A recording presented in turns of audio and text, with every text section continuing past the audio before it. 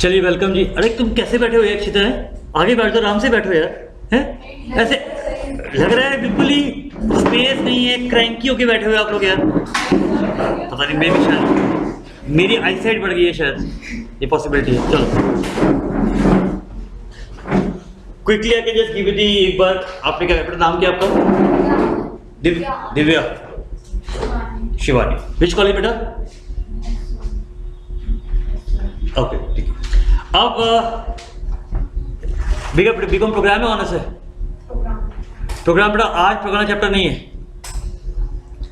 हाँ आज प्रोग्राम वाला चैप्टर नहीं है। कोई बात नहीं, कोई बात। इसलिए मैंने पूछा कोई बेटा, कोई अच्छी बात आप आए हैं, मंदिर मत्था टेक है, बहुत जरूरी है। मंदिर मत्था टेके तो प्रसाद मिलेगा ना। बट कई बार क्या होता है कि जब मंदिर में मत्था टेकते हैं भेंट कहीं और चल रही होती है जो रेलेवेंट नहीं है। तो आज और कल में बेटा बैंकिंग होगा, वो बैंकिंग आपके कोर्स में नहीं है। ठीक है, नेक्स्ट सैटरडे इसी बैच में आई will be starting cash flow, वो आपके कोर्स में है। ठीक है, और नेक्स्ट सैटरडे आप इस बैच में भी आ सकते हैं। मैं आपको बताता हूँ जैसे 2 मिनट्स। ठीक है बेटा, अभी अपने 2 बैच हैं।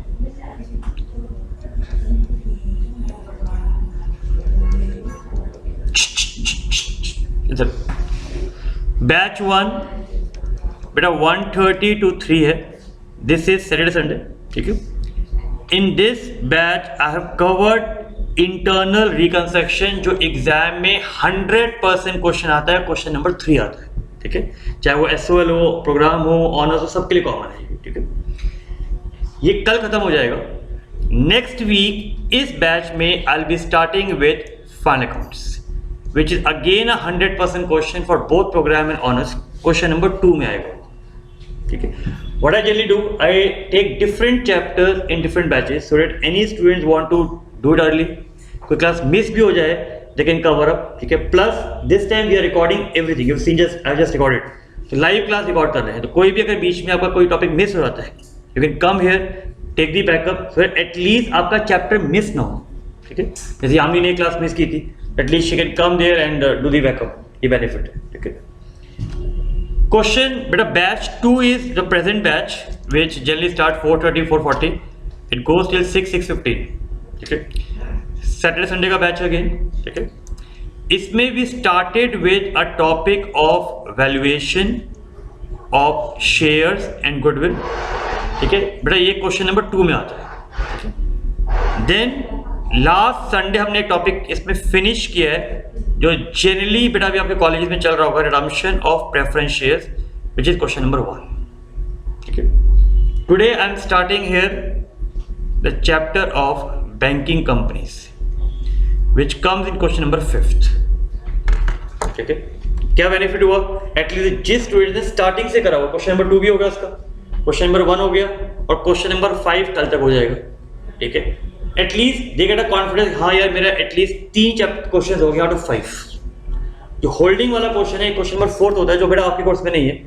होल्डिंग का चैप्टर क्वेश्चन थोड़ा लेंथी है हमारा, वो हम लोग मार्च में करेंगे, तो वो क्वेश्चन नंबर 4 में आता है। ठीक है, एग्जामिनेशन में 75 मार्क्स है, आपके 15 मार्क्स का एक क्वेश्चन है।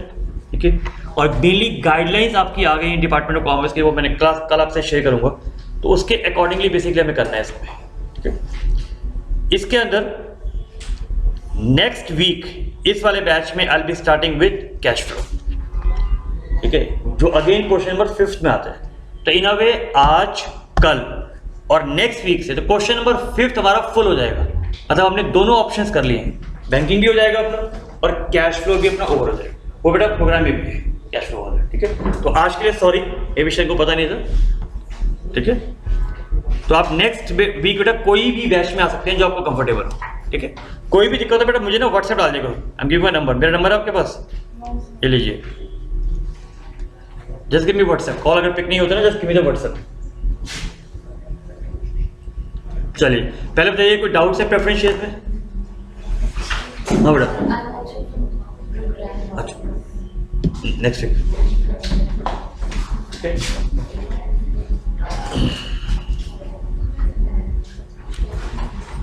तो नेक्स्ट वीक बेटा as per your wish you can join any of the batch. ठीक है, थैंक यू बेटा। चलिए मुझे बताइए जी,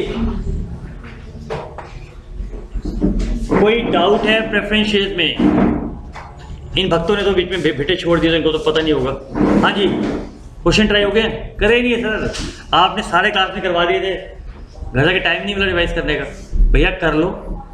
आई am telling you now, take me seriously. Today is what, 18th। Exactly आप लगा लीजिए आज से 2 महीने हो रहा है, ऑलमोस्ट 2.5 months लगा लीजिए, 2.5 months। Do the calculation,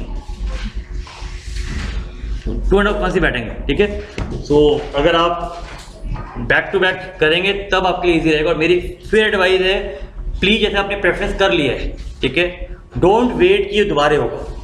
already backup available है, देख लो, डाउट मेरे से पूछ लो, बिकॉज आपके कॉलेज में भी होगा, असाइनमेंट भी होगा, तो आपके लिए इजी रहेगा, ठीक है। चलिए लिखिए बेटा, financial statements of banking companies. Very easy, interesting topic and knowledgeable topic I should say. Financial statement of banking companies.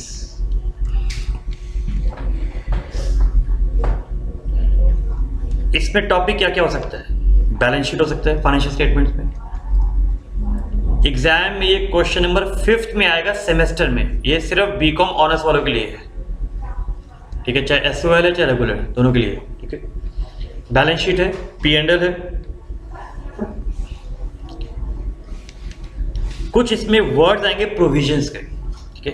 And trust me, this topic is very relevant in today scenario. I will be discussing the Vijay Mallya की story की विजय माल्या और SBI का आपस में क्या चल रहा है। अल्टीमेटली बैंक का ही लॉजिक है इसके अंदर, ठीक है। प्रोविजंस का एक लॉजिक आएगा। इसमें एक टॉपिक होता है एडवांसेस का, that will be discussing it, ठीक है। तो provisions, advances, balance sheet, P&L। This part semester people are very lucky, not in the course, at least numerical नहीं है इसका, तो हम लोग फिर भी इसका एक क्वेश्चन करेंगे जरूर on the safer side. At least P&L का मैं क्वेश्चन लूंगा, ठीक है। एसएल के लिए डिटेल क्वेश्चन के लिए क्लास में एक्स्ट्रा चाहिए होगी, हम कभी भी ले लेंगे, ठीक है। तो एसएल वालों का लेवल बहुत हाई हो गया, ठीक है। प्लस इसमें एक टॉपिक है बेटा रिबेट, बेटा वो कुछ भी कह लो डेफिनेशन, ठीक है, लिखो rebate on bill discounted, rebate on bill discounted. ये 5 टॉपिक है जो हमें इसमें करने हैं।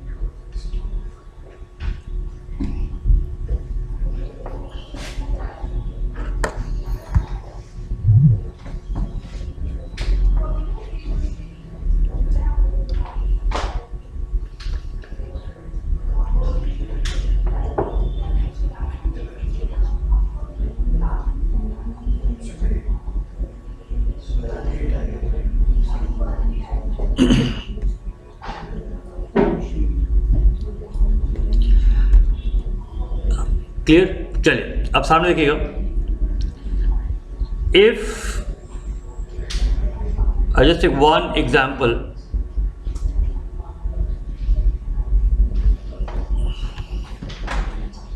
ये बताइए मुझे ये किस कंपनी की बैलेंस शीट हो सकती है? सामने देखिए, किस कंपनी का बैलेंस शीट हो सकता है? Eight which year? 15-16 ऑलमोस्ट, ठीक है। Now you might be interested कि सर व्हाट इज न्यू। ये तो हम लोगों ने क्लास 12th में भी वो पतली वाली बुक में रिवाइज शेड्यूल 6 में सीखा हुआ है। नो, जो आपने उस समय बैलेंस शीट सीखा था रिवाइज शेड्यूल 6 में, that was only applicable to those companies which were covered in companies act, plus जिनका अलग से कोई एक्ट नहीं है। For example Reliance is covered in companies act, Reliance के लिए कोई और एक्ट एप्लीकेबल नहीं है। इन्फोसिस, विप्रो, ठीक है, मेरी अपनी कंपनी है कंसल्टिंग की, PABC कंसल्टिंग प्राइवेट लिमिटेड, तो हम लोग कंपनीज एक्ट में कवर्ड है, तो हमारे लिए जो फॉर्मेट कंपनीज एक्ट में दिया हमें फॉलो करना है। बट जनरल इंश्योरेंस की कंपनीज, उनके लिए इंश्योरेंस एक्ट हमारे इंडिया में अवेलेबल है। बैंकिंग कंपनीज के लिए बैंकिंग रेगुलेशन एक्ट 1949 हमारे इंडिया में अवेलेबल है। तो बैंकिंग रेगुलेशन एक्ट में ऑलरेडी बैलेंस शीट का P&L का फॉर्मेट दिया गया है। तो कंपनी एक्ट में लिखा हुआ है if format is given somewhere else, अगर फॉर्मेट ऑलरेडी दिया हुआ है तो आपको वही फॉर्मेट फॉलो करना है। इट मीन इसका बैलेंस शीट, इसके हेडिंग्स आपके 12th वाले हेडिंग से अलग है। 12th में आप क्या सीखते थे? Equity and liabilities, share holder funds, right, reserve surplus, इसमें वो नहीं है, ठीक है। तो आपको शेड्यूल्स अलग से याद करने हैं। तो बेसिकली सेमेस्टर में हमें इसका स्ट्रक्चर याद करना है क्योंकि थ्योरी में क्वेश्चन आ सकते हैं, ठीक है। एक बार ये भी आया हुआ है, draw the balance sheet, draw the P&L, सिर्फ फॉर्म में ड्रॉ करना है, उसके भी मार्क्स मिल सकते हैं हम लोग, ठीक है। न्यूमेरिकल हमारे कोर्स में एक टॉपिक आएगा एडवांस और प्रोविजंस का, उसमें हम बात करेंगे। अब अगर हम इसकी बात करें, ये देखिए कुछ शेड्यूल दिए हुए, ये सारे शेड्यूल्स के हेडिंग में आपको भी याद करना सिखाऊंगा, इसकी ट्रिक है याद करने की, ठीक है। If you see financial statement of ये ICICI बैंक, आप देखिए ऊपर क्या लिखा हुआ है। आई थिंक क्लास में एक डिस्कशन भी हुआ था जब हम वहां बैठे थे, शायद किसी ने मुझसे पूछा था कि एज ऑन या एज एड का लॉजिक क्या है। टोल्ड देम उस समय भी कि अच्छी कंपनियां कभी भी एज ऑन नहीं लिखेंगी। उसका मैंने लॉजिक बताया था कि एज एड का मतलब है अगर आप मेरे से आज साइन करवा रहे हैं, अभी 5 बजे हैं, तो आफ्टर 5 o'clock एनीथिंग अराइजेस, कोई बैलेंस शीट में चेंज करेंगे तो एज अ CM अलाइबल नहीं। लेकिन अगर एज ऑन लिखा है तो आज 24 आवर, रात के 12 बजे तक I am giving them a freedom, you change anything without my permission, which is a risky part, right. इसलिए आपको कोई भी अच्छी कंपनी की बैलेंस शीट मिलेगी, आप वहां एज ऑन नहीं मिलेगा। आई नो बुक्स में, स्पेशली स्कूल की बुक्स में आपको एज ऑन लिखा हुआ मिलता है, ठीक है। ये सिर्फ नॉलेज के लिए मैंने ऐड किया। अब हमें यहाँ पे क्या करना है, ये जितने भी हेडिंग्स हैं, कितने शेड्यूल है इसके, शेड्यूल का मतलब ब्रेकअप, ठीक है। जैसे यहाँ पे शेयर कैपिटल लिखा हुआ है, इसके ब्रेकअप में क्या आएगा, इक्विटी हो सकता है, प्रेफरेंस हो सकता है, राइट। 5 यहाँ पर है। If we take it here, यहाँ कितने हैं, 12, ठीक है। आप देखिए बिल फॉर कलेक्शन का कोई हेडिंग नहीं, उसका लॉजिक क्या है बताओ, बिल। अभी तो मैं सिर्फ टॉपिक स्टार्ट कर रहा हूँ, आपको मैं मेन्यू दिखा रहा हूँ, मेन्यू में क्या क्या है। अभी तो खाना ऑर्डर ही नहीं हुआ ना, खाना आएगा इसके बाद। ये देखो, अब उसके बाद बेटा इनकम एक्सपेंडिचर में कितने हैं आपके पास, 13, 14, 15, 16। प्रोविजंस आप देख लीजिए, कोई शेड्यूल नहीं, ठीक है। इसका क्या लॉजिक है, I tell you that. Then इन सब का देखिए ये ब्रेकअप दिया हुआ है, ठीक है। आपको इतना डिटेल ब्रेकअप नहीं आता है। देन वी हैव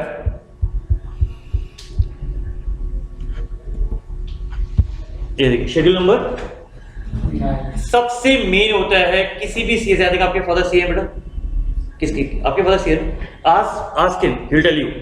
किसी भी सीए के लिए बैंकिंग कंपनीज में schedule number 9 is the most important. जब बैंक ऑडिट के लिए एक सीए जाता है, सबसे पहले यही चेक करता है शेड्यूल नंबर 9, इसका क्या रेलेवेंस है, क्या इसके अंदर कवर होता है। This we have to do it in practical also, जिसका न्यूमेरिकल भी मेरे कोर्स में है, ठीक है। टॉपिक क्लियर हुआ, क्या करना है हमें। अब लिखिए first part, concept number 1, concept number 1, financial statement of banking company का structure, structure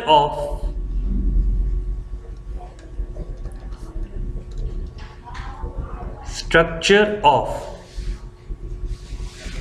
balance sheet and P&L।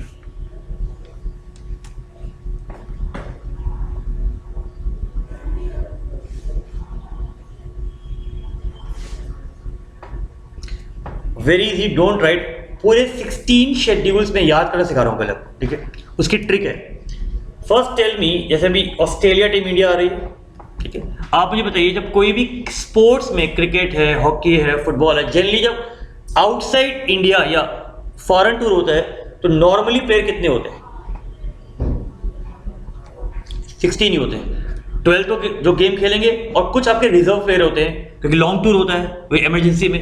It means normal अगर आप देखें स्ट्रक्चर, एक टीम का कितना बनेगा, तो टोटल नंबर हमारे शेड्यूल पे 16 है, ठीक है। बट कभी भी आप देखिएगा जब टॉस होता है तो 2 कैप्टन्स एक पीस ऑफ पेपर आपस में एक्सचेंज करते हैं। उसमें क्या लिखा होता है, प्लेइंग 11, और एक 12th प्लेयर के बारे में लिखा होता है जो रिजर्व प्लेयर होता है।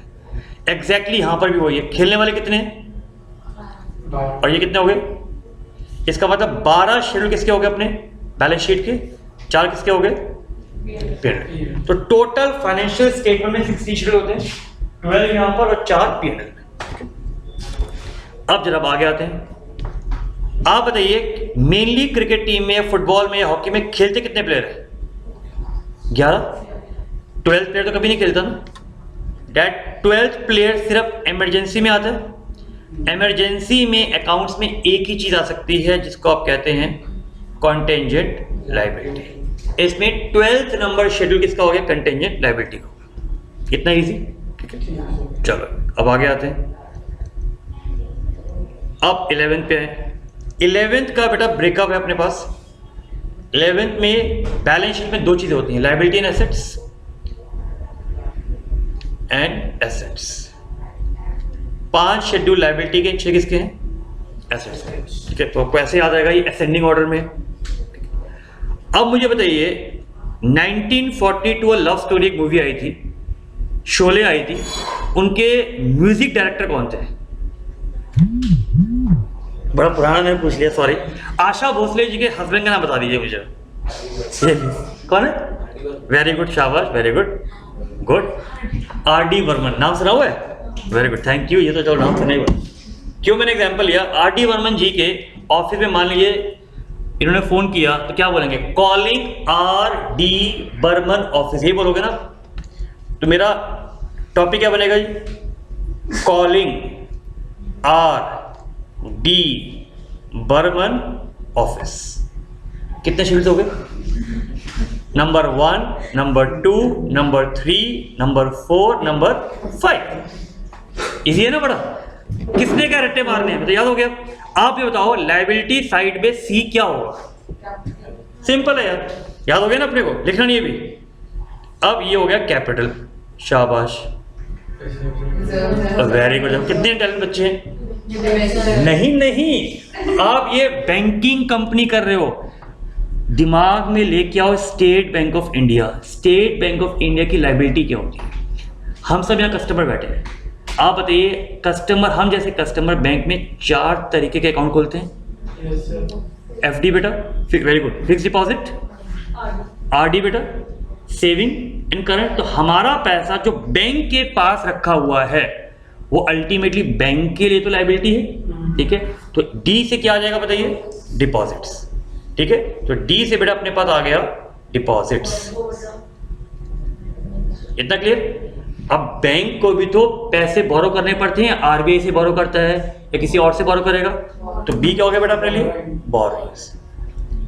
इतना क्लियर हुआ पहले, ठीक है। ओ क्या? बोरोइंग के अलावा बाकी लायबिलिटीज भी हो सकती हैं। टैक्स की लायबिलिटी होगी, क्या बोलोगे? Other liabilities. वेरी गुड दमन जी, जाग जाओ बेटा, शाबाश। रात को घर आके अच्छी नींद लेना, ठीक है। चलो शाबाश, गुड, कंफर्टेबल है यहाँ तक? चलो अब डिपॉजिट्स में अगर मुझे बेटा ब्रेकअप देखना हो, डिपॉजिट मेनली 2 तरह के होते हैं। जैसे सेविंग है, एफडी है। सेविंग डिपॉजिट आप कभी भी बंद कर लीजिए, लेकिन एफडी में एक टाइम लिमिट होती है, ठीक है। तो बेटा एक डिपॉजिट्स होता है जिसको हम कहते हैं डिमांड डिपॉजिट्स। डिमांड का मतलब आप चाहें तो कभी बंद कर लीजिए। एक होता है अपना टाइम डिपॉजिट्स। Point clear? ठीक है। इतना डिटेल में आई डाउट कभी आएगा, बट नॉलेज के थोड़ा मैं पॉइंट एक्स्ट्रा ऐड कर रहा हूँ। यहां तक पहले कंफर्टेबल है? पहले इतना कॉपी करिए। चलिए 16 शेड्यूल्स।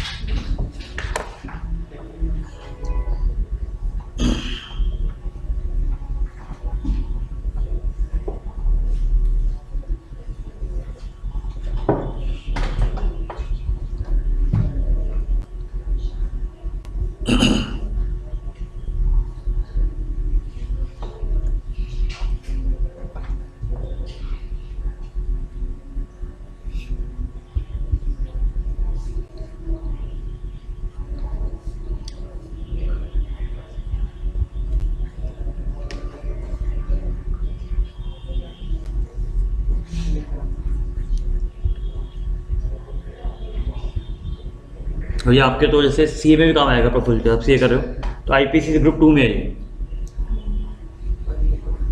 अभी 1 तो क्लियर हो? हाँ गुड, मुबारक, शाबाश।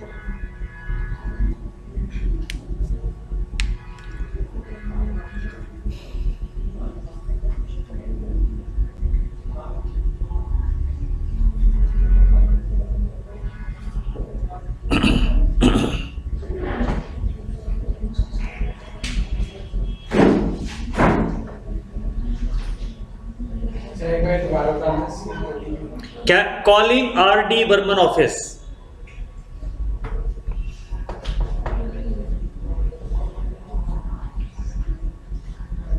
इसकी बहुत बन जाते हैं, ये भी आ सकते हैं। Can Ramu dhobi buy oranges. Ramu dhobi buy oranges, वो गंदा लगा था।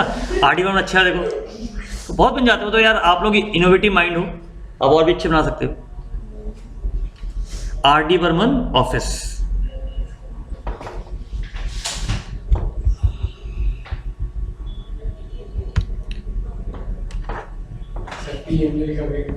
सबके बनाएंगे बेटा, सबके बनाएंगे। क्या बनाए? क्या बेटा? वो जो पार्लियामेंट वाला जो मैंने आपको पढ़ाया था, वो इस बैलेंस शीट के लिए नहीं है, वो क्वेश्चन नंबर 2 के लिए है, अदर कंपनीज के लिए। हाँ जी, डन बेटा यहाँ तक। चलो जी, अब आते हैं एसेट्स पे। बताइए एसेट्स पे शेड्यूल कितने हैं? चलिए अब थोड़ा स्पीड बढ़ाते हैं, एसेट्स पे आते हैं। आइए लिखिए जी, एसेट्स 6। तो इसकी काउंटिंग कहां से होनी चाहिए? 1 से होनी चाहिए, 6 से। 1 2 3 4 5 तो हो गया बेटा। 6 7 8 9 10 11, ठीक है। 12th नंबर तो हमने सीख लिया किसका है? वेरी गुड बेटा। इसका बड़ा आसान से ट्रिक है, देखो। कॉलिंग ब्रदर इन ऑस्ट्रेलिया, ठीक है, ऐसे करते रहो। Calling brother at short notice in Australia for operation. किसी को ये पसंद नहीं है, और जो अक्षय कुमार का फैन है, अक्षय कुमार ने एक मूवी में एक्टिंग की थी जिसमें सीबीआई बना था वो, that was a fraud CBI. Very good बेटा, फ्रॉड सीबीआई था ना, तो you are the fan of Akshay Kumar. तो सीबीआई अ फ्रॉड ऑर्गेनाइजेशन, ये भी मान सकते हैं, ठीक, दोनों में सेम है। अ फ्रॉड ऑर्गेनाइजेशन, ठीक है। पहले ये लिखो, पहले ट्रिक लिखो, फिर इसके डिटेल नाम करेंगे, अच्छे अच्छे नाम। Calling brother at short notice, Sarojini Nagar नहीं है वो, at short notice in Australia for operation. इन आपको अभी क्लिक कर जाएगा। इन से क्या होगा? देखो आप इतने इंटेलिजेंट बच्चे हैं।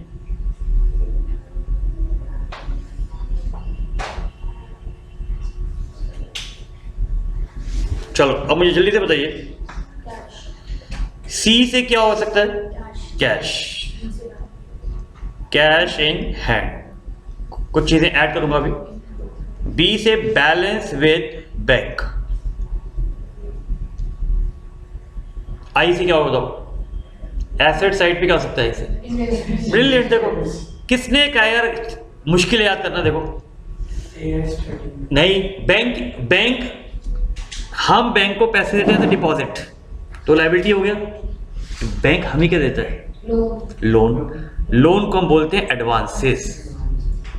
विजय माल्या साहब इतने तो भागे हुए हैं, लोन लेके गए हुए हैं, एडवांसेस। एफ से बताइए क्या हो सकता है ऐसे साइड पे? Fix asset, simple. लो जी, ओ अदर एसेट, लीजिए हो गया। कितने इंटेलिजेंट बच्चे हैं? बस यहाँ पे छोटी सी चीजें और हैं बेटा। कैश आप ये बताइए, आप सब तो इंटेलिजेंट बच्चे हैं, एक CRR होता है, क्या चीज है वो? नालायक। RBI CRR क्या करता है? RBI से रिलेशन में CRR क्या? Brilliant, cash reserve ratio. Logic क्या होता है? अगर 100 रुपए, मान लीजिए मैं एग्जांपल, बड़ा इजी एग्जांपल, यामिनी ने 100 रुपए दिए, ठीक है, बड़ा इजी एग्जांपल, समझना है इसको, नॉलेज के लिए भी काम आएगा आपको, ठीक है। मान लीजिए बैलेंस शीट है, ठीक है, यामिनी ने डिपॉजिट दिया, FD कराई या सेविंग खोला 100 रुपए का, तो बैंक के पास कैश कितना आ गया? 100। बैंक इस 100 रुपए को 2 पार्ट में डिवाइड करेगा। बैंक कहेगा जी 100 रुपए मैं यूज नहीं कर सकता हूं, मैं सिर्फ 96 यूज करूंगा, 4 रुपए आरबीआई का पैसा है, उसे कहते हैं कैश रिजर्व रेशो। इसका मतलब 96 हमारे पास है और 4 रुपए ये आरबीआई में डिपॉजिट नहीं करना होता। हर बैंक में आरबीआई के नाम का एक चीज खुली होती है। घर में आप कभी देखिएगा, पापा मम्मी जब स्पेशली शादों के टाइम पे जब शाद होता है तो कुछ सामान निकाल देते हैं, ठीक है। आप पूछते हैं किसके लिए, कहते हैं कि भाई कौवा खाएगा और ऊपर चला जाएगा। हम मान लेते हैं कि पितरों ने खा लिया। एग्जैक्टली 4 रुपए उसने आरबीआई के नाम का निकाल दिया, ये यूज नहीं कर सकते।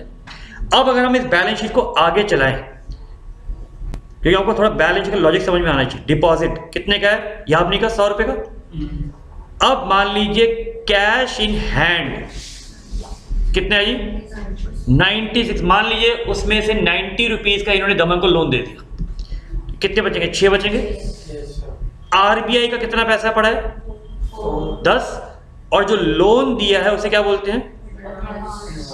इस तरीके से बेटा बैलेंस शीट मूव होती है, ठीक है। एक कस्टमर पैसे देगा, उस कस्टमर के पैसे को फिर आगे आप लोग लोन देते हैं।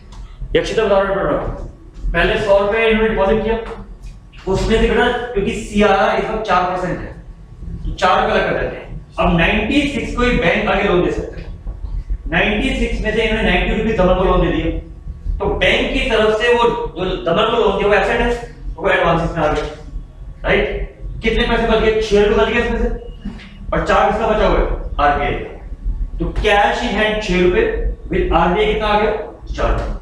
तो इसलिए हेडिंग्स में थोड़ा सा चेंज है।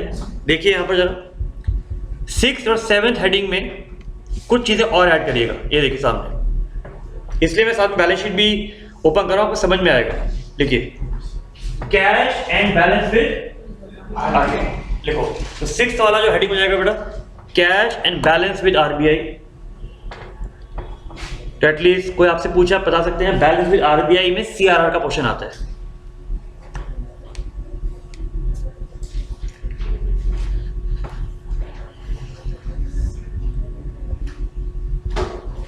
और 7th में क्या है, balance with bank and money at call and short notice.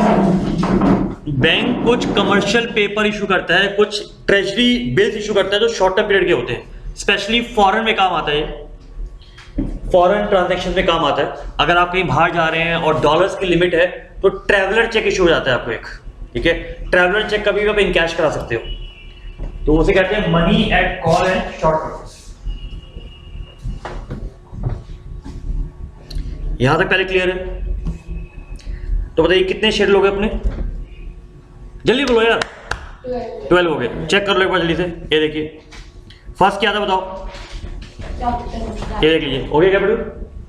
Second क्या था, थर्ड बताओ,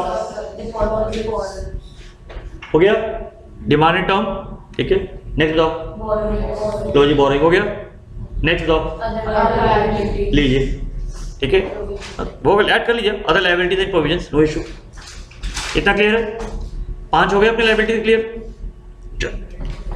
6 बताओ क्या था, लो जी हो गया बैलेंस विद आरबीआई, ठीक है, and balance with bank and money at call and short notice. 8th ये लीजिए। 9th इसका ब्रेकअप भी हमें करना है, मैं कराऊंगा अभी आगे। 11th over done. चलिए नेक्स्ट। अब कितने रह गए अपने पास, 4 रह गए। वो किसके होंगे बताइए, लिखिए। आइए आते हैं पी एंड एल पे। अपने पी एंड एल में टोटल 4 शेड्यूल्स हैं बेटा अपने पास। आप बताओ उसकी काउंटिंग कैसे शुरू करोगे? Very good, 13, 14, 15, 16। बड़ा इजी है। कभी आप महाराष्ट्र जाइएगा, वहां पे जो गेस्ट को बुलाते हैं ऐसे कहते हैं आई ओ और पी ओ। तो ये बोलते हैं हम आपको मराठी लैंग्वेज में आई ओ, आओ आओ आओ और पी ओ, ठीक है। अब आई ओ का मतलब बताइए, ये 13 पहले इनकम होना चाहिए, तो ऊपर आ जाएगा अपने पास यहां पर इनकम। इनकम में से क्या माइनस करोगे, राइट, एक्सपेंडिचर। वेरी गुड, बड़े इंटेल बच्चे हैं। आप बताओ बैंक को लोन पे क्या मिलता है, बताओ, जो हम कार लोन दिया हुआ है इंटरेस्ट, तो बैंक की ये इनकम क्या होगी? इंटरेस्ट इनकम हो जाएगी। क्या बैंक की इनकम सिर्फ इंटरेस्ट की होती है? आपके मोबाइल पे एसएमएस आता है, उसके चार्जेस होते हैं। आप एटीएम से पैसे निकालते हैं, उसके चार्जेस होते हैं, right? Very good. Other income, आप ड्राफ्ट बनवाते हैं, उसके चार्जेस होते हैं, ठीक है? आप फॉरेन करेंसी को कन्वर्ट करवाते हैं, उसके चार्जेस होते हैं। आपका बैलेंस अगर कम हो जाता है तो वो चार्जेस काट लेता है आपके। आपकी चेकबुक इश्यू होती है, उसके चार्जेस कटते हैं, ठीक है? तो अदर इनकम, तो interest income and other income. इतना क्लियर? अगर इंटरेस्ट बैंक कमा रहा है तो बैंक क्या इंटरेस्ट देता भी है? इसे कहते हैं बेटा, इसे कहते हैं इंटरेस्ट अर्न्ड, इसे कहा जाता है इंटरेस्ट एक्सपेंडेड, ठीक है? एक्सपेंडेड मीन्स किसी को इंटरेस्ट देना। ओ से क्या होगा? अदर। यहां अदर वर्ड नहीं है, यहां ऑपरेटिंग एक्सपेंसेस वर्ड है, ठीक है? तो we have to follow the act, जो एक्ट में लिखा हुआ है, और ये बहुत टाइम से रिवाइज नहीं हुआ है। बैंकिंग रेगुलेशन एक्ट 1949 का है, देख लीजिए वो, ठीक है? पी से क्या हो सकता है? प्रोविजंस। प्रोविजंस, इतना कंफर्टेबल? तो बेसिक ब्रॉड स्ट्रक्चर क्लियर हो गया? नहीं बेटा, प्रोविजन का कोई शेड्यूल नंबर नहीं है। 16 तक यक्षता मैंडेटरी है बेटा। 16 तक आप किसी और को नंबर नहीं दे सकते हैं। मैंने कहा ये 16 सीट रिजर्व है, उसके बाद 17 सीट आपकी मर्जी, आप किसी को भी दे दीजिए। तो कुछ बैंक्स जिसको डिटेल दिखाना होता है वो प्रोविजन को 70 नंबर दे देते हैं, बट एक्ट में सिर्फ 16 लिखे हुए हैं, ठीक है?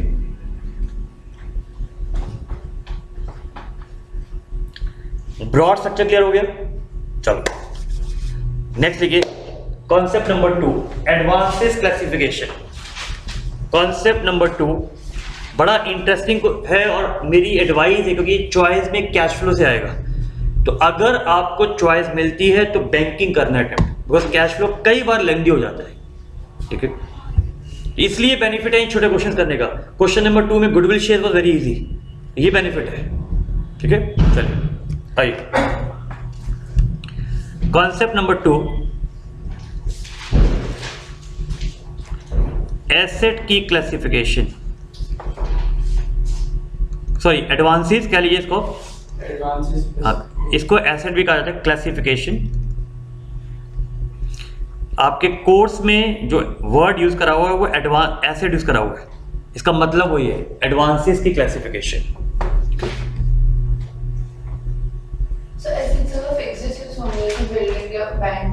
बेटा एसेट में सारे एसेट्स है, लेकिन फिक्स एसेट की क्लासिफिकेशन क्या करोगे आप? टेंजिबल इंटेंजिबल ही होगा, लेकिन यहाँ एडवांसेस की क्लासिफिकेशन मेन अलग से बेटा, ठीक है? कैसे है देखो बेटा, मैं वही सिखा रहा हूँ। ये देखिए, ये हमने बैलेंस शीट करी थी बेटा, अब मैं आपको ये चीज सिखा रहा हूँ। ये सारा जो ब्रेकअप है, आप देखिए टोटल यहाँ पे टोटल कितने बताओ? अप्रॉक्सीमेटली सेम, यहाँ पर सेम है। यहाँ पर देखिए दोबारा नीचे अगर आप आएंगे तो नीचे भी टोटल आपको सेम मिलेगा इसका।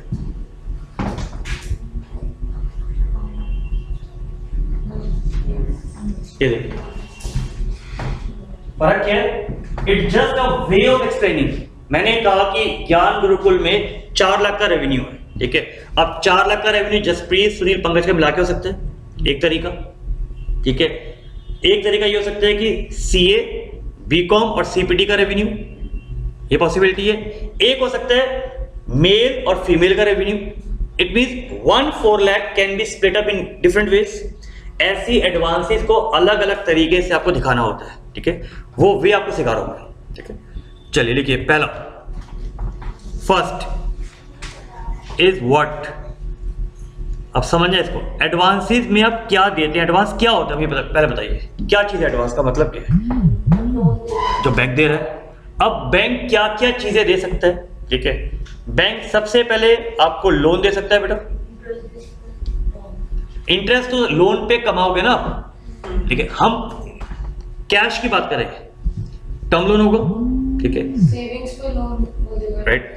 लोन तो आ गया अपने पास, लोन आ गया। सेविंग्स पे इंटरेस्ट तो बेटा इनकम है ना, ये एक्सपेंडिचर है बेटा, ये बैलेंस शीट बन रही है। इंटरेस्ट जो दे रहा है बेटा वो तो आपका P&L में खर्चा हो जाएगा ना बेटा, ठीक है? इंटरेस्ट तो आपको हर साल देना होगा। टर्म लोन हो गया, इसके अलावा बताइए क्या ओवरड्राफ्ट की फैसिलिटी देता है बैंक? देता है, यस सर, क्यों नहीं देता, बिल्कुल। आपने 11th में एक टॉपिक सीखा था बिल, एक बार वेट करो, बिल्स ऑफ एक्सचेंज सीखा था। उसमें एक टॉपिक था बिल्स ऑफ एक्सचेंज का डिस्काउंटिंग। ठीक है, एक टॉपिक होता है आपका चेक है। अगर चेक मान लीजिए आपने प्रांजल मुझे चेक दिया 1 लाख रुपए का, उसकी डेट डाली अगले महीने की, मुझे पैसे आ चाहिए, I can go to the bank, give the cheque, और चेक के बदले में मुझे वो पैसे काट के वो अमाउंट दे देते हैं। ठीक है, बेनिफिट क्या है, बैंक को इनकम मिल जाती है। मेरा बेनिफिट क्या है, मुझे 1 महीने एडवांस में पैसे मिल जाते हैं। उसे आप क्या कहते थे, बिल डिस्काउंटेड। इसे टेक्निकल कहा जाता है बिल परचेज, क्योंकि बैंक ने मेरे से बिल खरीद लिया, एंड डिस्काउंटेड। ये बात क्लियर हुआ? अब मुझे बताइए, अगर आज मुझे मार्केट में मोमोज खाने हैं, ठीक है, 50 रुपए के मोमोज खाने, मेरी जेब में कैश नहीं है, कैश 1 रुपये नहीं, डेबिट कार्ड भी नहीं है, बट क्रेडिट कार्ड, तो बताइए क्या मोमोज वाला क्रेडिट कार्ड चला लेगा? नहीं चलाएगा। बट मुझे उसको कैश देना है, कैसे लूंगा मैं? बड़ा पेटीएम भी नहीं है चलिए मेरे पास, पेटीएम भी नहीं है, बताओ। बट क्रेडिट कार्ड है, I can go to the ATM. Credit card से भी तो कैश निकल सकता है। फर्क क्या है, डेबिट कार्ड में उतना ही कैश निकालते जो आपका अपना कैश है, उस पर इंटरेस्ट चार्ज नहीं होता। क्रेडिट कार्ड पे अगर आपने कैश निकाला है तो उस पर इंटरेस्ट चार्ज होगा। तो एक तरह का बैंक ने आपको कैश उधार में दे दिया है, उसे टेक्निकल या इंग्लिश लैंग्वेज में कहते हैं कैश क्रेडिट। तो कैश क्रेडिट भी एक तरह का ओडी ही है। It means OD and cash credit. मान लीजिए ये 100 रुपए का है, ये 200 रुपए का है, ये 300 का है, तो टोटल कितना हो गया? ये देखिए बिल परचेज है बेटा, मेरे पास कैश क्रेडिट आ गया, टर्म लोन आ गया अपने पास। कंफर्टेबल? पहले ये कॉपी करिए।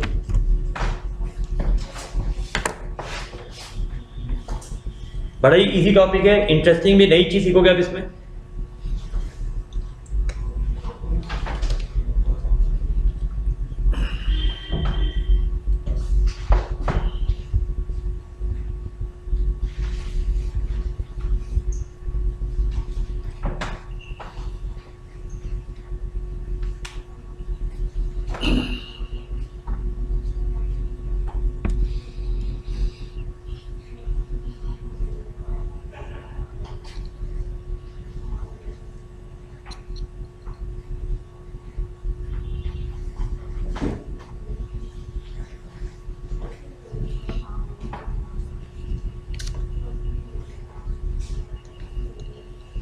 Next is security. आप बताइए, जितनी भी चीजें दी गई हैं, टर्म लोन है, ओडी है, इसमें से कुछ सिक्योर्ड होता है, कुछ अनसिक्योर्ड होता है। सिक्योरिटी किस तरह की होती है ये बताइए? कार लोन है, हाउस लोन है, उसमें सिक्योरिटी क्या होती है? नहीं, पेपर तो भाई पेपर किसके होते हैं? कार के। तो इन अ वे आपका कार ही गिरवी हो गया, आपका घर गिरवी हो गया, उसे कहते हैं सिक्योर्ड अगेंस्ट टेंजिबल एसेट्स। ठीक है, लिखना नहीं प्लीज अभी। इट मीन्स अब हम इसी चीज को 600 रुपए में से कितने सिक्योर्ड हैं, कितने अनसिक्योर्ड हैं, उसको क्लासिफाई कर रहे हैं। क्यों इतना डिटेल करा जा रहा है आप बताइए? बैंक ने बेटा ये जितनी चीजें दी वो किसके पैसे से दी? राइट। इसलिए आरबीआई ने ये डिस्क्लोजर मैंडेटरी करा हुआ है। भाई यामिनी को पता होना चाहिए कि उसका पैसा कहाँ गया। बैंक बता रहा है देखो मैडम हमने इतना यहाँ पे दे दिया, उसमें से कितना रिस्की है, अब शी विल बी इंटरेस्टेड। तो रिस्की के लिए अब बताया जाएगा कितना सिक्योर्ड है कितना अनसिक्योर्ड है। जैसे आप सुन रहे होंगे कई बार कि विजय माल्या की प्रॉपर्टी को एसबीआई ने सेल के लिए डाला। अभी रिसेंटली आया था सहारा के केस में, हाई कोर्ट ने इमीडिएटली उनकी कलकत्ता की प्रॉपर्टी है उसको सेल पे लगा दिया कि इसकी प्रॉपर्टी को बेचो। इट मीन्स वो सिक्योर्ड है। तो और अगर कोई मूवी याद है, मूवी आई थी अतिथि तुम कब घर जाओगे, उसमें अजय देवगन का सीन है, उसकी वो लोन वापस नहीं करता तो उसकी गाड़ी को उठा के ले जाते हैं। That is again example of security. तो secured can be secured against tangible asset. मान लीजिए 250 सिक्योर्ड। आप बताइए क्या सिक्योरिटी सिर्फ टेंजिबल एसेट्स की होती है? नहीं। और क्या सिक्योर्ड हो सकती है? गुडविल की कोई सिक्योरिटी मैं सिंपल पूछ रहा हूं, बैंक किस तरह की सिक्योरिटी मांगता है? गारंटी। Very good. मान लीजिए बड़ा इजी एग्जांपल है, जसप्रीत मेरे पास आया, ठीक है, कि सर मुझे 1 करोड़ का लोन चाहिए। बैंक ने कहा सर सॉरी, इनके पास सिर्फ 80 लाख का घर है, 20 लाख का लोन मैं कैसे दूँ। मेरा मान लीजिए ICICI बैंक में अकाउंट था, अच्छी पोजीशन थी, I went there, I sign the paper. तो बैंकर मेरे से पूछेगा सर देख रहे हो क्या कर रहे हो, अगर जसप्रीत जौहर ने पेमेंट नहीं दी तो पेमेंट हम आपसे मांगेंगे। इसका मतलब this is that's a security against the guarantee. जैसे एजुकेशनल लोन में, अगर आपको पता है एजुकेशनल लोन लिया आपके नाम पे जाता है, लेकिन गारंटी आपके पेरेंट्स होते हैं। एजुकेशन लोन की पेमेंट तब स्टार्ट होती है जब आपकी जॉब्स लग जाती है। मान लीजिए आज मैंने मान लीजिए अपनी डॉटर के लिए लोन लिया और मैं गारंटी में लिख के दूंगा कि अगर ये पे नहीं करेगी तो मैं पे करूंगा, राइट। जब उसकी 3 साल के बाद जॉब शुरू होगी तो उसकी सैलरी में से वो कटता रहेगा, राइट, बट गारंटी मेरी, that is a security against what, guarantee. Comfortable है यहां तक? 250, 100, 350 टोटल कितना होना चाहिए? कितना डिफरेंस है बेटा? क्यों बेटा? 250? This will be unsecure. अगर आप यहां देखें, देखिए ICICI बैंक में देखिएगा, ICICI बैंक के अंदर out of 43 at least 35 is secure against tangible assets. This is bank guarantee, balance is unsecure. तो almost 80% is secured against the tangible assets. Sir जो अनसिक्योर्ड होते हैं जो बैंक को लगता है वो प्रोविजंस भी तो बनाते हैं। आएगा बेटा, प्रोविजन भी सब कुछ आएगा अभी, इवन सिक्योरिटी पे भी अभी प्रोविजन लगेगा, सब लगाएंगे। इतना कंफर्टेबल है? चलिए ये कॉपी करिए पहले।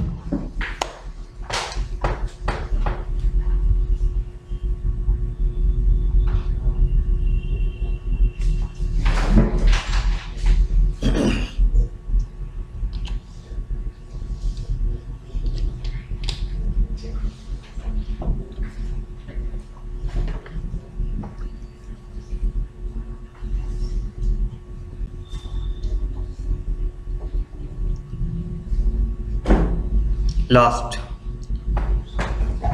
आपने ये बता दिया कि 600 रुपये हमने किस तरीके से दिए, हमने ये बता दिया 600 रुपये में से कितना सिक्योर्ड है कितना अनसिक्योर्ड है।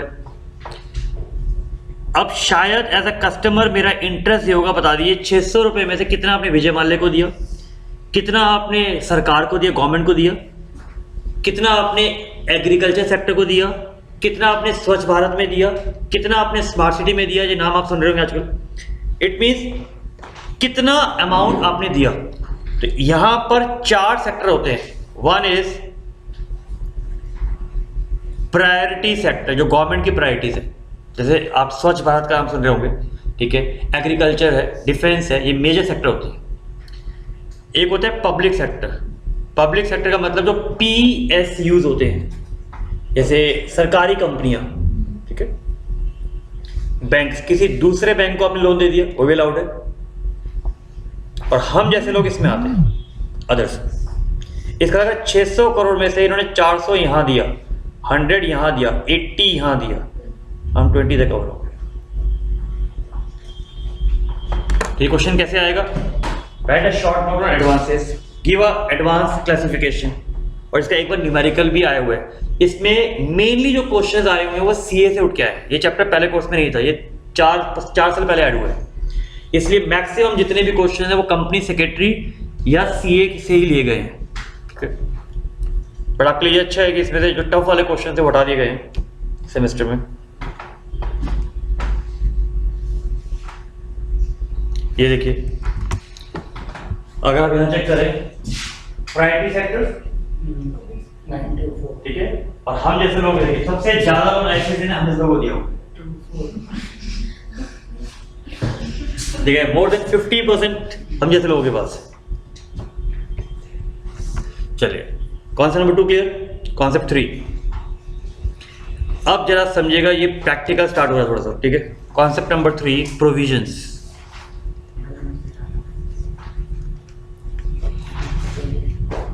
प्रोविजंस मतलब ये 100% है, इसमें से क्वेश्चन आएगा। इट कैन बी थ्योरी या प्रैक्टिकल, बट आएगा जो, चाहे वो SOL हो, ऑनर्स हो, कुछ भी हो, बट आएगा जो। अब इसका लॉजिक समझना पहले बड़े ध्यान से, लिखना नहीं है, जिसके में 15-20 मिनट्स टाइम लगेगा इसमें, ठीक है। Let's suppose I take a balance sheet, ठीक है। बैलेंस शीट में मान लीजिए मेरे पास डेटर है यहाँ पर 1000 और मैंने P&L बनाया, इसमें मैंने प्रोविजन लगाया 10%, कितना है जी 100। मान लीजिए मेरा GP है 500 रुपये का, तो मेरा नेट प्रॉफिट कितना आएगा 400। और इस प्रोविजन को आप यहाँ से माइनस कर देते हैं, ठीक है। मान लीजिए ये बैलेंस शीट, ये P&L है रिलायंस का, ठीक है। हिंदुस्तान यूनिलीवर लिमिटेड के पास भी डेटर्स हैं, मान लीजिए 1000 ये, ठीक है। प्रोविजन 100 का बनाया है इन्होंने, P&L लिया, ठीक है। ग्रॉस प्रॉफिट यहां भी 500 का है, बट इन्होंने प्रोविजन लगा दिया जी सिर्फ 1%, कितना आएगा जी 1000 का 1% कितना आएगा सिर्फ 10, तो इनका नेट प्रॉफिट आया 490, राइट। मान लीजिए मैं एग्जांपल तो ये दोस्तों बैंक है, ये ICICI है, ठीक है, ये SBI है। अब आप बताइए किस बैंक में आप इन्वेस्ट करना चाहेंगे, जिसका प्रॉफिट ज्यादा होगा। आप बताइए इनका प्रॉफिट क्यों ज्यादा है, कोई इन्होंने इनकम ज्यादा कमाई, प्रोविजन कम लगाए। अब provision is a rate which is not fix, ये तो आर्बिट्रली कोई भी लगा सकता है, ये सिर्फ एस्टिमेट ही तो होता है। मैं कह रहा हूं 1% है लॉस, कोई कह रहा है 10% है। It means if provision rate is allowed freely to the company, then company can easily fool the public. इसका मतलब क्या है, SBI, PNB, IndusInd bank, yes bank, Punjab national bank, जितने भी बैंक है, अगर आप उनको फ्रीडम दे दें कि आप प्रोविजन का रेट खुद डिसाइड करें, तो लॉजिकली वो कस्टमर के पे प्रोविजन कम लगाएंगे। आप कम लगाएंगे तो प्रॉफिट ज़्यादा दिखाएंगे, ज़्यादा दिखाएंगे तो कस्टमर को अट्रैक्ट करेंगे, बट शायद एक्चुअल पिक्चर अलग हो। इसी रीजन से RBI took a decision, no, this can't be allowed. It can be possible in a company like Reliance, Maruti, जिसमें पब्लिक का पैसा नहीं लगा हुआ है, बट बैंकिंग सेक्टर सिर्फ पब्लिक से ही डील करता है, पब्लिक के पैसे से ही गेम खेल रहा है, इसीलिए ये अलाउड नहीं होगा। तो बैंक्स ने क्या किया, प्रोविजंस के रेट खुद डिफाइन किए। It mean what we are learning today, we are learning the provision rate fix by the RBI, कि RBI ने प्रोविजन रेट डेटर्स पे क्या लगाया। अब बैंक के लिए डेटर कौन होगा, एडवांसेस होंगे, तो उस पर क्या क्या प्रोविजन लग सकता है हम उसकी बात कर रहे हैं। इतना लॉजिक क्लियर हुआ। अब कैसे कर रहे हैं, अब अगर हमें लगाना है तो गारंटीड हम किस पे लगाएंगे, लिखना नहीं प्लीज अभी, हम लगाएंगे एडवांसेस पे। अब एडवांसेस बेटा दो तरह के होते हैं, एक होता है परफॉर्मिंग एडवांस, एक होता है नॉन परफॉर्मिंग एडवांस। अगर मैं हिंदी में बोलूं, PA का मतलब बड़ा इजी है, पैसा आता, इसका मतलब नहीं पैसा आता। बड़ा सिंपल लॉजिक है और लॉजिक बिल्कुल फिट होता है इस पे।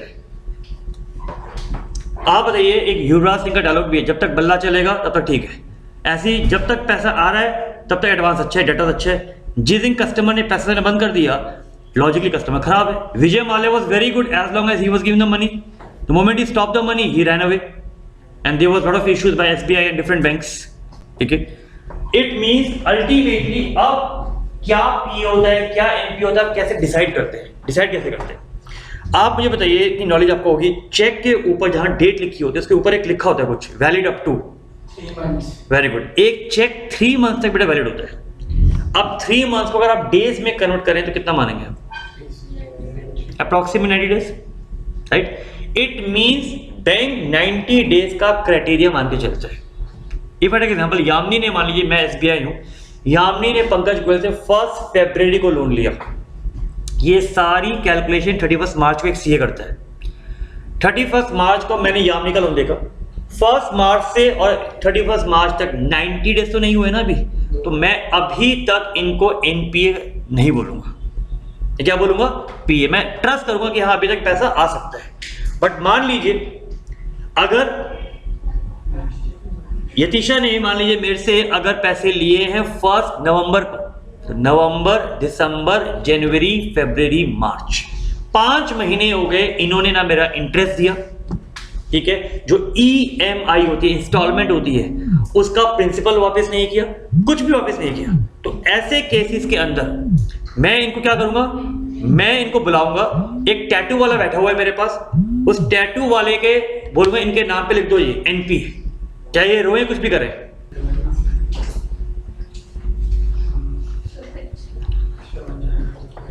So advances performing या standard assets and NP non performing asset, पैसा आता नहीं पैसा आता, इसमें अप टू 90 डेज, इसमें मोर देन 90 डेज।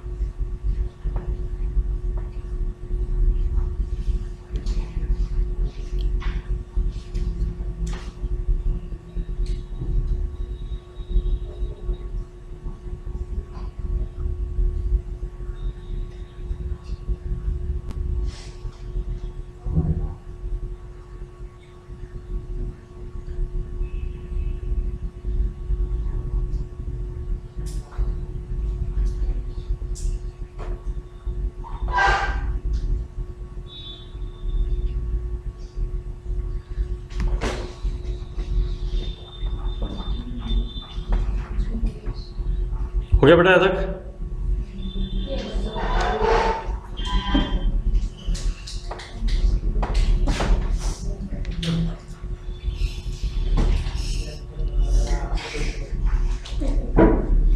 बेटा मैं क्या करूँ, पढ़ाना पड़ेगा मुझे, सॉरी।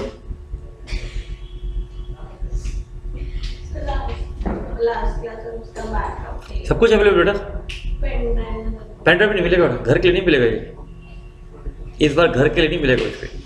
यहाँ आइए, मत्था टेकिए, नहीं सीरियस समझिए। अभी हम लोग इसको क्योंकि ना we have to give it in pen drive for encryption also, तो अभी हम लोग क्योंकि we are trying to put it on web, तो वो लेक्चर्स घर के लिए नहीं मिलेंगे। यहाँ पे मोस्ट कभी भी आइए, कितनी बार देखना चाहे देखिए आप। हाँ जी, डन हो गया यहाँ तक? यो चलो नालायक, यो यो बेबी, चलो करो, आइए जी आगे। अभी कहानी खत्म नहीं हुई है, अब आइए जी रेट्स। अभी तो सिर्फ डेफिनेशन करिए आपने, कैटेगराइजेशन करिए, रेट्स ऑफ प्रोविजन। पहला क्या है जी, परफॉर्मिंग। बताइए कितने महीने तक वाला बच्चा परफॉर्मिंग है?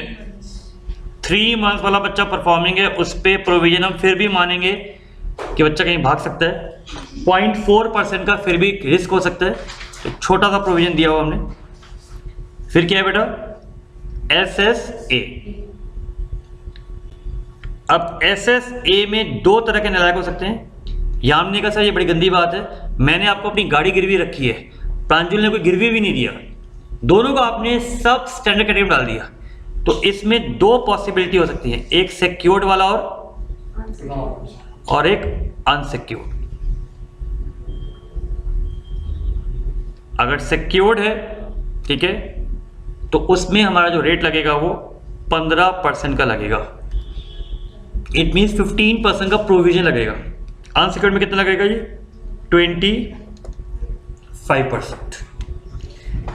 तो जितना भी एडवांस दिया होगा, अभी इसका प्रैक्टिकल भी करेंगे हम लोग, अभी से रेट्स करा रहा हूँ। सब स्टैंडर्ड के बाद क्या था जी?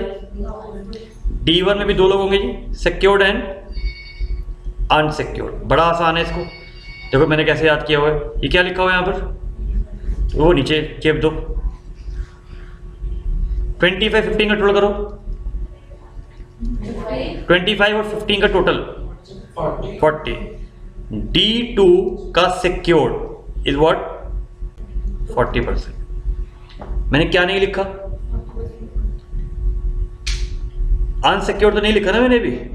वेट करते हैं, लिखेंगे अभी। D3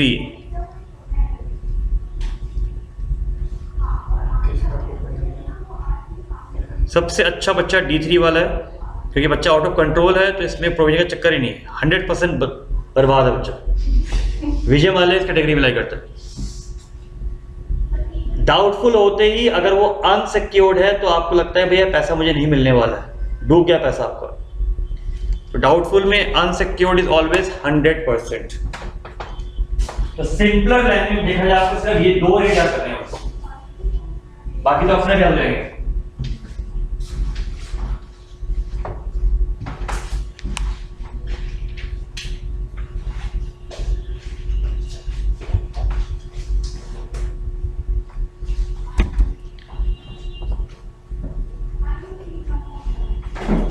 इतना comfortable?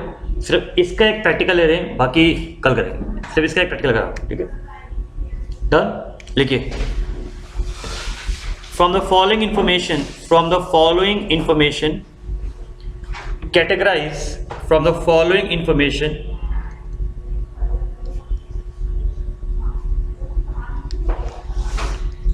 Information categorize advances and apply the provision rate.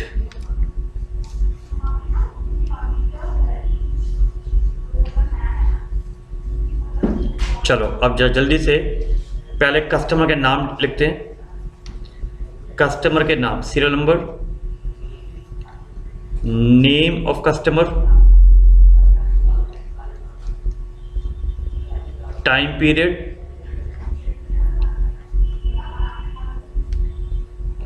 Amount.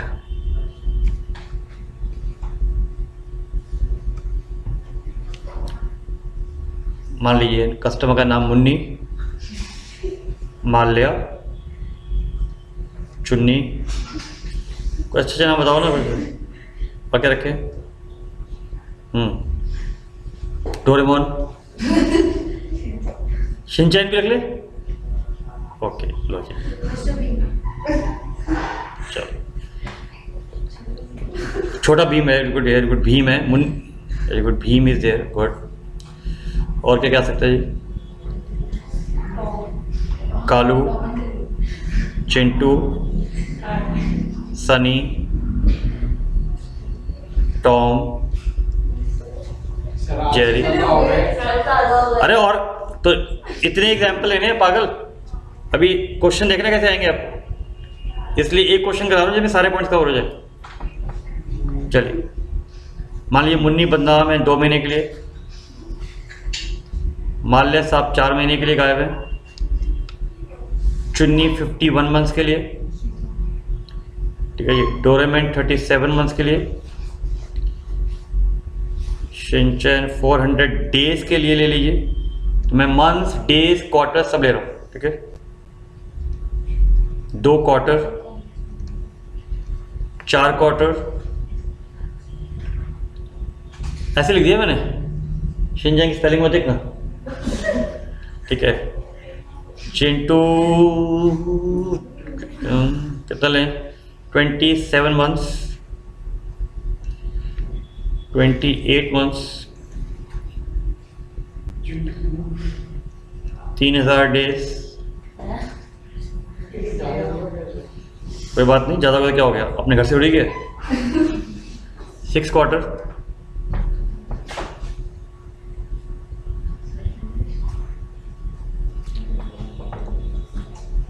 Amount लिखो जी,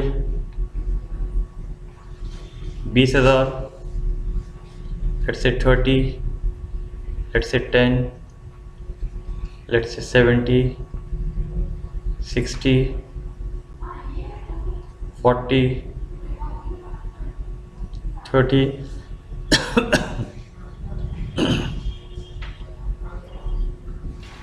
10,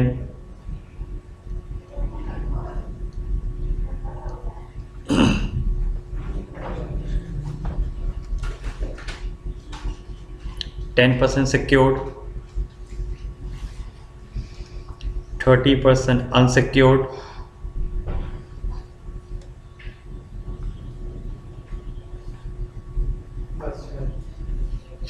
अरे पागल, कैसी बातें करते हो? 20% secured, 12th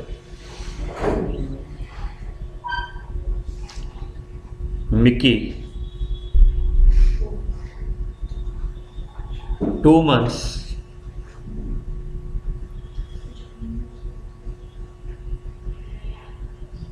suspected by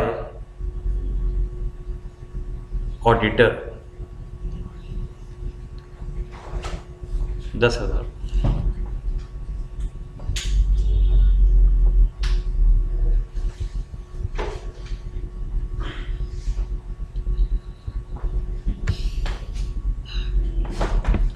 अब आप पहले कैटेगरीज डिफाइन करिए, चलिए।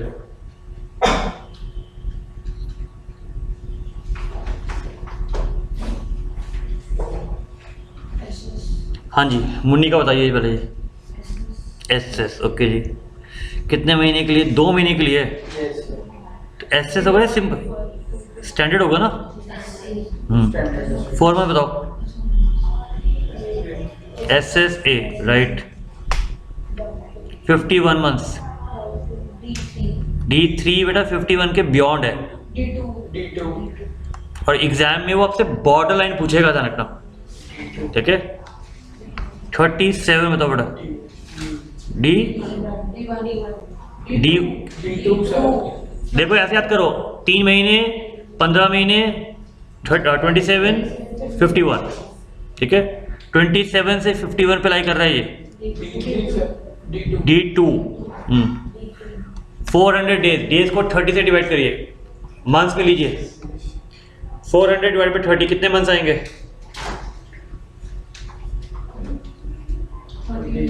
13 पॉइंट समथिंग बेटा। 13 मंथ्स तक किस में लाएगा? SSA।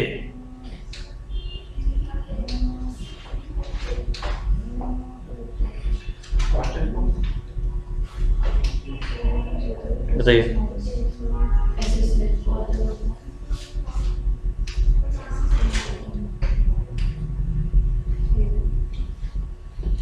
चलिए, एक क्वार्टर में कितने मंथ्स होते हैं? 3 मंथ्स।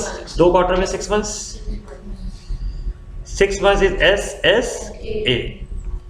4 क्वार्टर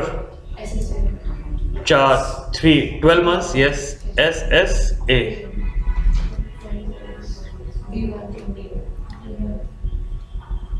देन 27 मंथ्स, ठीक है। 27 मंथ्स को डिवाइड करिए, कितना आ गया? 3 और 12, 15, 27। हाँ, D1 चेक कर लो। 0 to 3 10 पे है ही नहीं। 3 से 15 मंथ्स इज SSA। 15 से 27 इज D1।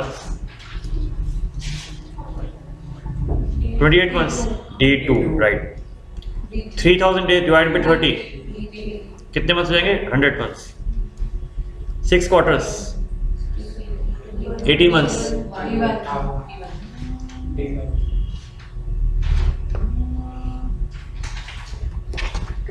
हाँ जी बिल्कुल, हाँ जी बिल्कुल बिल्कुल बिल्कुल। ओके ओके, हाँ जी। 6 क्वार्टर 18 मंथ्स हो गया ना। 18 मंथ्स क्या बनेगा? D1। बेटा अब यहाँ देखिए टाइम कितना है? लॉजिकली ऐसे होना चाहिए, लेकिन यहाँ क्या लिख दिया गया है? अब इसका मीनिंग समझिए। हमने डाउटफुल देख लिया, हमने SSA देख लिया, हमने ऐसे देख लिया। Sometime what happens, time limit exceed नहीं करती है। मान लीजिए मुझे बुलाया गया स्टेट बैंक ऑफ इंडिया के ऑडिट में, मैं भी सी हूँ तो हमारे पास ऑडिट आते हैं, मैं एसबीआई के ऑडिट में गया, वहाँ मान लीजिए सुनील का एक ऐसा कस्टमर था, हमारे टीचर है सुनील, तो मैंने चेक किया, मैंने बैंकर को बोला आपने इनको लोन दिया है? बैंकर ने कहा हाँ हमने लास्ट मंथ ही लोन दिया है। ऐसे नहीं, ये बंदा आपके पैसे वापस नहीं करेगा। तो banker will ask me sir as per RBI guideline तो 3 मंथ्स हुए ही नहीं। ऐसे no, I am very clear, मैं अपनी रिपोर्ट में लिखने वाला हूँ बिकॉज मैंने डिफरेंट बैंक्स के ऑडिट किए हैं, येस बैंक का किया है, इंडसइंड बैंक का किया है, वहां पर भी इस बंदे ने लोन लिया था और वापस नहीं किया। तो from my experience I can give the opinion कि this person will not return the money. तो जब ऑडिटर अपनी ओपिनियन देता है या आरबीआई सुओ मोटो खुद अगर किसी का इंक्वायरी बिठाए, तो उस केस में अगर आपका सस्पिशन होता है तो उस केस में आप उसे लॉस एसेट क्रिएट करते हैं। लॉस का मतलब हमें पता है पैसा नहीं मिलेगा, ठीक है। इसको लिखिए एनटीए में, apart from the above category, apart from the above categories, if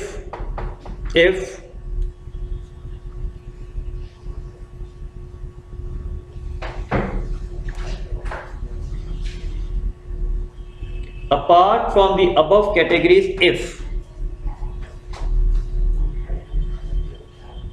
auditor, bank or RBI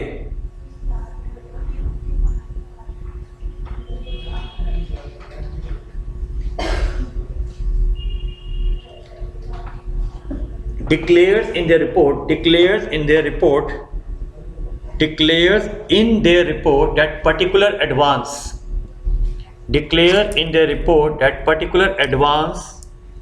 is non-recoverable, then it is known as loss assets.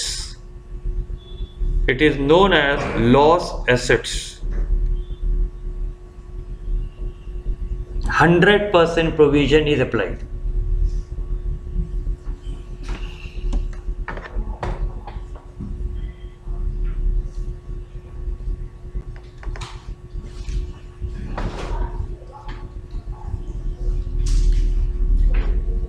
इस पे एक चीज और ऐड करिए 0.4 में, 0.4% इज फॉर एग्रीकल्चरल एडवांस। इसका मतलब अगर एग्रीकल्चर को आपने एडवांस दिया तो 0.4 लगेगा, अदरवाइज 0.25% लगता है। जिस बैंक ने फार्मर्स को लोन दिया हुआ है उसमें 0.4% लगेगा, अदरवाइज 0.25% अप्लाई होगा।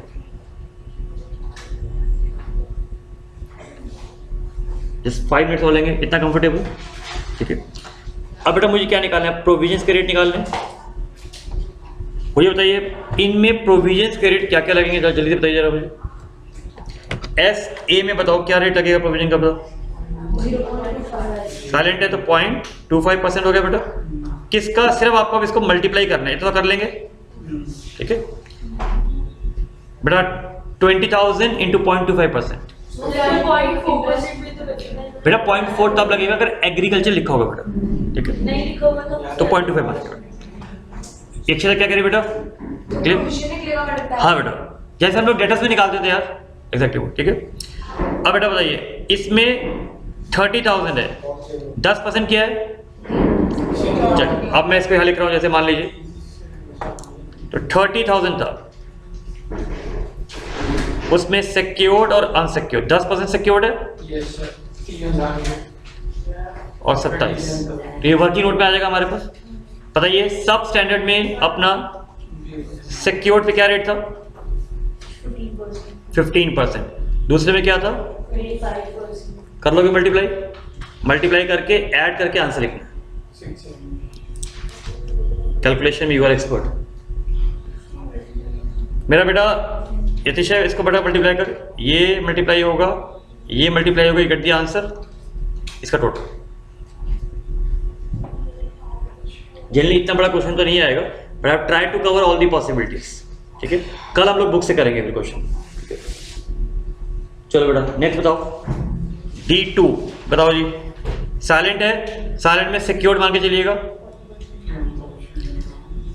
D2 है 40% हो गया, शाबाश। साइलेंट में सिक्योर्ड मान के चलेंगे। इस पे आइए, फोर्थ पॉइंट पे कितना है, 70,000 है बेटा। इसका 30% सिक्योर है, 70 49 सिक्योर्ड, अनसिक्योर्ड। अनसिक्योर्ड कितना है, 30%, 21 सर। 21,000। सर सिक्योर्ड है 21,000 और अनसिक्योर्ड है 49। क्वेश्चन पढ़ो, ध्यान से पढ़ो, मैंने चेंज कर दिया क्वेश्चन।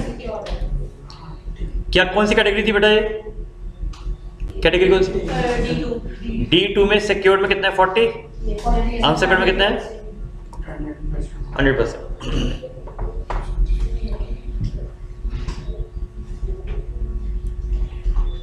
कंफर्टेबल यहां तक? चलिए आगे बेटा, फिफ्थ अगेन साइलेंट है, सब स्टैंडर्ड है, क्या रेट लगेगा, सिक्योर्ड का रेट लगेगा 15%। Very good. नेक्स्ट बताइए बेटा, साइलेंट है 15%। चलिए सेवंथ पे आते हैं, 30,000 है, 20% सिक्योर्ड, 6,000,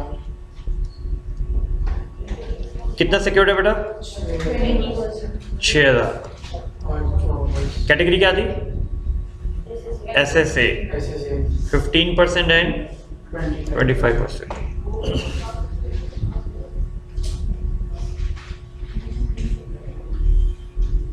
चलो नेक्स्ट पे आते हैं बेटा,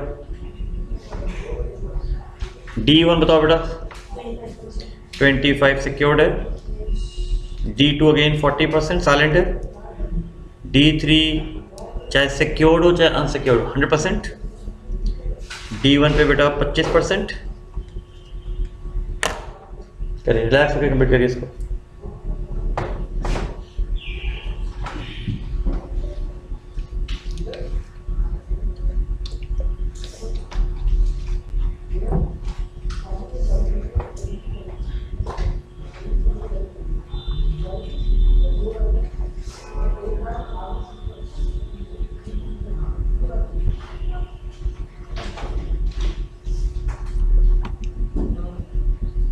ये डेफिनेशन एक बार कॉपी करिए, ये एग्जाम में आ सकती है, तो लास्ट कॉपी करें मुझे। देखिए एनटीए में definition of NPA, definition of NPA,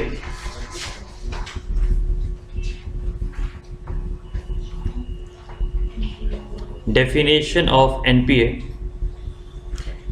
any लिखिए, मैं लिखवा रहा हूँ, ये लीजिए, NPA is a loan or advance. NPA is a loan or an advance. Giving in simple language, NPA is a loan or advance. इसमें तीन पॉसिबिलिटी हो सकती है। तीन किस लिए? याद करिए एडवांस में हमने तीन कैटेगरी देखी थी, term loan, cash credit and overdraft, ठीक है, और एक हमने देखा था बिल परचेज एंड डिस्काउंटेड। तीनों के लिए कुछ पॉइंट्स हैं, क्राइटेरिया सब में ही 90 डेज का है, ठीक है। अरे समझो अच्छी तरह एक बार, let's go slowly. Term loan पे क्या मिलता है हमें, इंटरेस्ट मिलता है, इंस्टॉलमेंट मिलता है। तो अगर इंटरेस्ट या इंस्टॉलमेंट 90 डेज तक किसी ने मेरे पैसे नहीं दिए तो हम उसे एनपीए बना देते हैं। क्या लिख रहे हो पहले, इंटरेस्ट एंड और या तो उसने प्रिंसिपल नहीं दिया या इंटरेस्ट नहीं दिया, दोनों नहीं दिए, रिमेन्स वो रिटर्न ही मारना अपनी लैंग्वेज में सकते हैं, इसमें overdue for a period of more than 90 days. देखिए देखिए first point, in term loan if interest or principal is not paid for a period exceeding 90 days,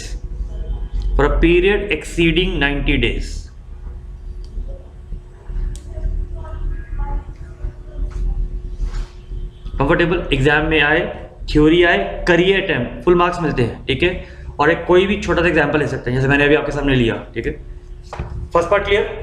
दूसरा क्या था, बिल परचेज डिस्काउंटेड, चेक 3 महीने के बाद खराब हो गया, ठीक है। देखिए क्या लिखा है, bill remain overdue for period more then in case of bill purchase and, तो कभी भूल जाओ वो तीन याद रखो, bill purchase, term loan and cash credit, उन्हीं तीनों की कैटेगरी है।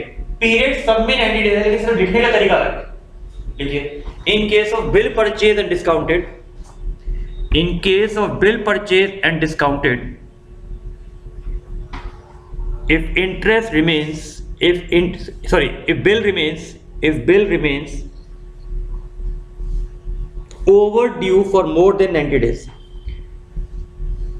if bill remains overdue for more than 90 days,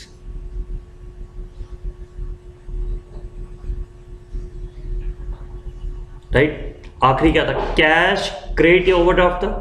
बड़ा सिंपल है, आप अगर बैंक में 3 महीने तक ट्रांजैक्शन नहीं करते, ट्रांजैक्शन मतलब ना उसमें पैसे निकाल रहे हैं ना उसमें दे रहे हैं, कोई प्लस कोई माइनस की अगर एंट्री नहीं है, तो बैंक उस अकाउंट को कह देता है आउट ऑफ ऑर्डर। इसका मतलब अगर आप उस अकाउंट को ऑपरेट नहीं करते हैं तो वो बन जाता है नॉन ऑपरेटिव अकाउंट। ठीक है, 3 मंथ तक बेटा, 3 महीने। तो ध्यान रखना, अगर कोई ऐसा अकाउंट है घर में, मम्मी को बोल देना कि मैं पढ़ के आई हूँ आज, नहीं तो सर ने बोला वो टैटू लगवा देंगे हाथ में। ठीक है, लिखो, इन केस ऑफ ओडी और cash credit, in case of OD और cash credit, if accounts remain out of order for more than 90 days,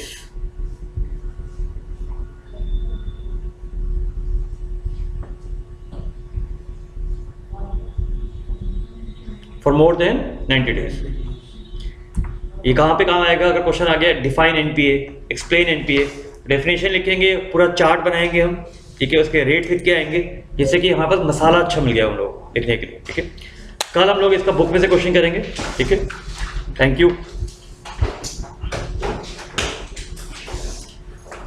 और प्लीज अब टॉपिक रिवाइज करना स्टार्ट कर दीजिए, it's my advice to you.